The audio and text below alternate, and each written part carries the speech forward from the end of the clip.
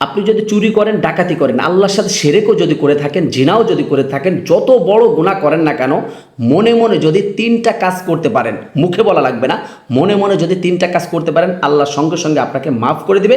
এবং ওই সময় যদি আপনার মৃত্যু হয়, নিষ্পাপ অবস্থায় আপনার মৃত্যু হবে। প্রিয় ভাই ও বোনেরা, আমরা জানি যে গুনাহ যতই করি না কেন আল্লাহর কাছে তওবা ছাড়া মাফ হয় না, কিন্তু মনে মনে যদি এই 3টা কাজ করতে পারেন, অবশ্যই অবশ্যই গুনাহ মাফ হবে। এটা 100%। আপনি সম্পূর্ণ ভিডিওটি দেখলে বুঝতে পারবেন যে আমি সত্যি না মিথ্যা বলছি, ঠিক আছে? তো আমরা অনেক সময় জানি যে শিরিকের গুনাহ আল্লাহ মাফ করে না, সমস্ত গুনাহ মাফ করলেও শিরিকের গুনাহ মাফ করে না। কিন্তু আমি যে আমলের কথা বলতেছি, যে কাজের কথা বলতেছি, এই 3টা কাজ যদি আপনি মনে মনেও যদি করতে পারেন, সমস্ত প্রকার গুনাহ আপনাকে আল্লাহ পাক রব্বুল আলামিন মাফ করে দিবে। এটা 100%।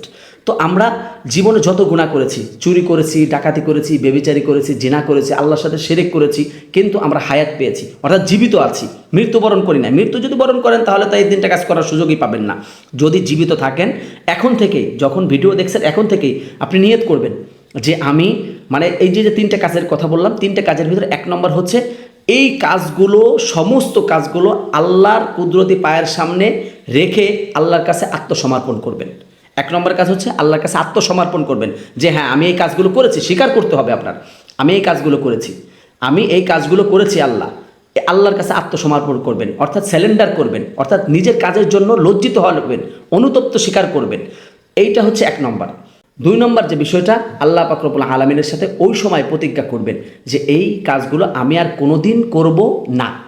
অর্থাৎ আপনি চুরি করেছেন, ডাকাতি করেছেন, জিনা করেছেন, শিরিক করেছেন, কিন্তু আপনি করবেন যে আমি আর কোনোদিন করব না। 1 নম্বর হচ্ছে আপনি আল্লাহর কাছে আত্মসমর্পণ করবেন, সমস্ত কাজের জন্য লজ্জিত হবেন। 2 নম্বর হচ্ছে আর কোনোদিন করবেন না, আর কোনোদিন করবেন না।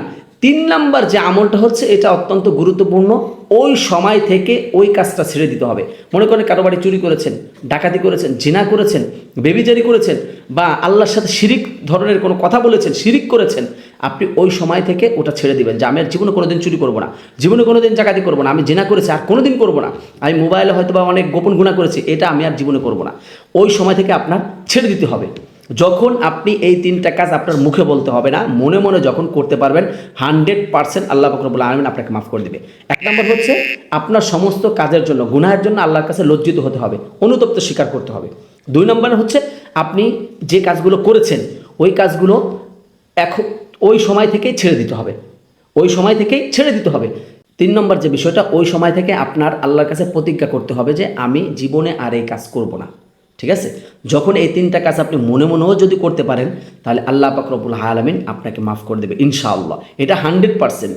আপনি করে দেখুন, আপনার আলাদা একটা ফিল চলে আসবে ভিতরে, যে না, মানে নিজের কাছে হালকা লাগবে। এখন হয়তো বা নিজের কাছে বোঝা বোঝা মনে হচ্ছে, টেনশন মনে হচ্ছে, কিন্তু আপনি যখন এই 3টা কাজ করতে পারবেন, সত্যি কথা, কিন্তু অজু করতে হবে। অজু করে জায়নামাজে বসে পশ্চিম দিক ফিরে আপনি যদি 2 রাকাত নামাজ পড়ে করতে পারেন, আলহামদুলিল্লাহ, তো সবচাইতে ভালো হয়। আর যদি এমনি করেন, তাহলে এই কাজগুলো যদি মনে মনেও যদি অনুতপ্ত স্বীকার করে যদি এই কাজগুলো করতে পারেন, এই 3টা কাজ, তাহলে দেখবেন আল্লাহ আপনার পিছনে সমস্ত গুনাহ মাফ করে দিয়েছে। সামনের দিনগুলো আপনার এমনভাবে চলবে আপনি কখনো কল্পনা করতে পারবেন না। যাই হোক, ভিডিওটি কেমন লেগেছে, এবং অবশ্যই আজকে থেকে যারা গুনাহগার এই কাজগুলো করতে পারেন, আল্লাহ অবশ্যই মাফ করে দিবে। এবং ভিডিওটি শেয়ার করে অন্যদেরকে দেখা, এবং অবশ্যই অন্য গুনাহ থেকে বাঁচার সুযোগ করে দিবেন। সবাই ভালো থাকবেন। আসসালামু আলাইকুম ওয়া রাহমাতুল্লাহি ওয়া বারাকাতুহু।